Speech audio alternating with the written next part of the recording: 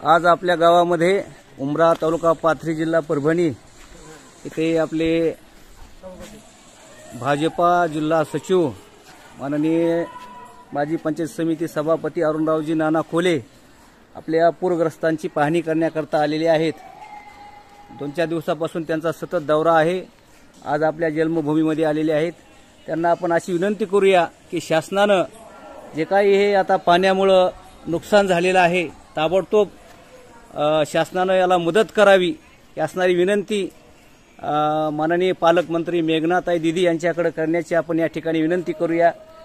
बोला, शासनाने आम्हाला मदत करावी असं काहीतरी। निश्चित मदत करेल। आपण उद्या 2 दिवसातच आपण दीदीचा दौरा लावणार आहेत।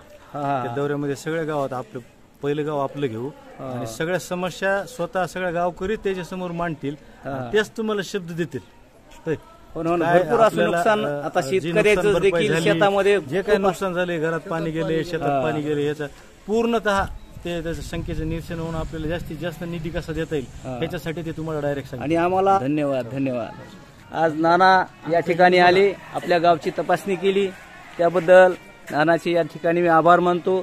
सर्व असणारे या ठिकाणी नानाचे पदाधिकारी, आज आमचे हे शेतकरी असणारे, आताच आम्ही त्यांची मुलाखत घेऊन आलो। यांच्या शेतामध्ये असं पाणी गेलं की त्यांची वळही वाहून गेली। आज व्हिडिओ तुम्ही पाहू शकता, सर्व असणारे जलमय त्यांचा कापूस झालेला आहे। अशा सर्व पूरग्रस्त शेतकऱ्यांना मदत मिळावी अशी आमची शासनाला विनंती आहे। धन्यवाद।